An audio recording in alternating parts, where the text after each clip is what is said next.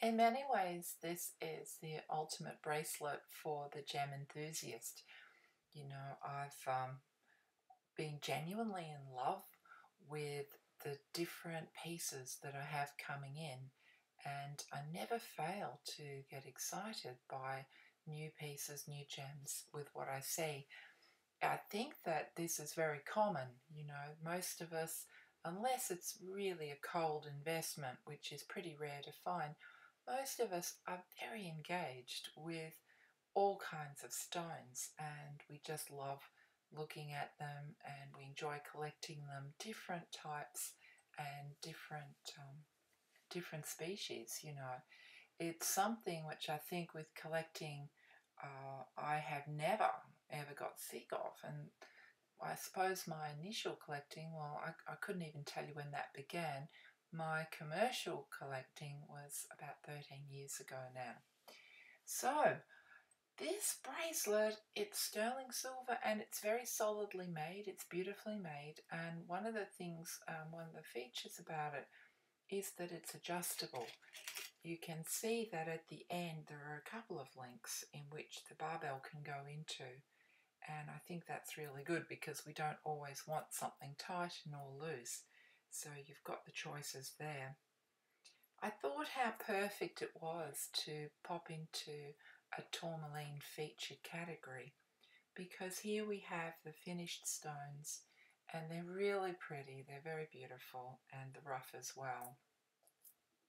When I see the leaves, personally I get a little bit sad. This is just a private and personal story.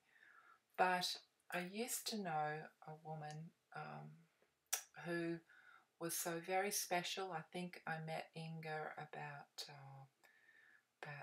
12 years ago. It was very early on. And Inga lived in Queensland, which is a great distance from where I live. It's nowhere near where I live. And I never actually got to physically meet her. I did get to speak with her children, her husband over time, and I met her through the gem collecting and through the store. And she was a goldsmith from wartime, and a brilliant goldsmith. And one day she bought a leaf that was carved. And that's what makes me think of her, because you can see in the bracelet we've got some carved leaves and they're really pretty. And she bought this leaf, it was a moonstone, and I loved it.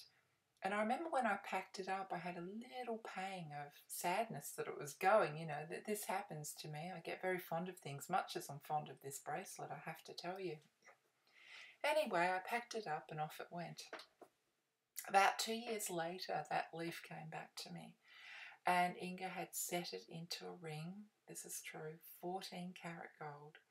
She'd set it into a ring with another moonstone, and it had leaves in gold as well that were worked, and it was a birthday present. And I've got to tell you, that doesn't happen every day. In fact, that's probably the best present I've ever had in this sort of circumstance. And it really struck me as being so significant and so beautiful. And when I look at carved leaves, I think of her. And of course I've still got the ring. And Inga, she passed away. She left for heaven about a year ago now. So I never made the trip. I always wanted to, and we would talk via email, and we would, share personal things as well. I never made that trip to see her, I'm sad to say. But anyway, she's gone, and maybe one day. But I'm sort of getting off topic here, I know. But it highlights just how personal gems can be, and how significant, and how we look at things. If you give them as gifts to your friends or your family or people you even hardly know, such as in this circumstance, we knew each other but we didn't know each other, it can be incredibly significant for years, because every time I look at her ring, I think of her and I treasure it, and I take her with me. So, it's a whole lot more, isn't it? It's not just about money. And of course, gems themselves are incredibly significant and unique and beautiful and colourful, and they're little parts of the world, and they've got the characters of that part they come from. These tourmalines have both rough and polished stones.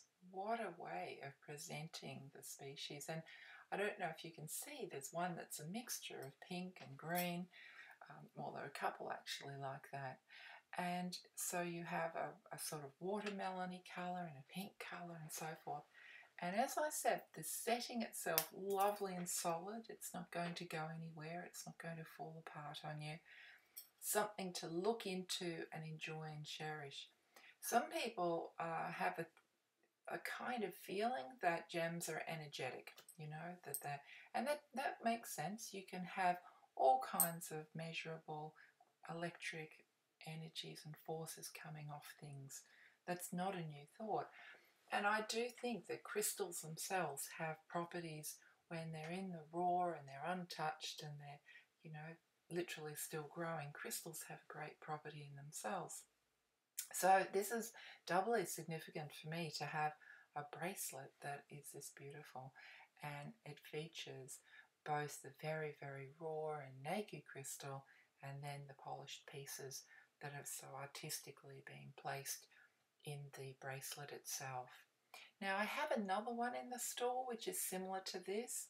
In all honesty, this one's my favourite. This one I actually had kept back, and I just feel that the pieces are a little bit bigger and more showy, and there's more, you know, more of a variation in the colour and what it has to offer. So there are only two like this in tourmaline, which is a fascinating stone all up. There are others you can find with, I think there's perhaps amethyst and citrine as well, if you like this style, which I do, and I have a couple myself, because, you know, they're just, everyone comments. You wear it out and they want to know, or, which in my case is kind of cute because they say, where did you get it from? So thank you so much for looking. Have fun in the tourmaline category. It's one of my most favourite stones because it's such an elegant and regal and beautiful stone to have. And I will see you on the next video. Bye for now.